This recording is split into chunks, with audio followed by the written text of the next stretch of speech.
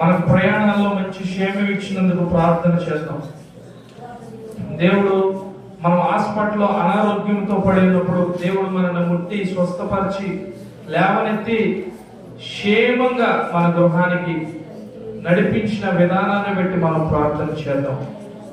అంత మాత్రమే కాదు, ఈ 2024 సంవత్సరంలో దేవుడు మనకు అనుగ్రహించిన ప్రతి ఈవుల కొరకు, మేలుల కొరకు, ఆశీర్వాదాల కొరకు, దేవుడు చేసిన మన వ్యక్తిగత జీవితంలో కానీ, మన కుటుంబ జీవితంలో కానీ, మన సంఘ జీవితంలో కానీ చేసిన ప్రతి కార్యాన్ని బట్టి, ప్రతి మేలుని బట్టి, ప్రతి ఆశీర్వాదాన్ని బట్టి అందరం స్వరమెత్తి దేవునికి స్తోత్రాలు చెల్లిద్దాం. హల్లెలూయా, హల్లెలూయా, హల్లెలూయా.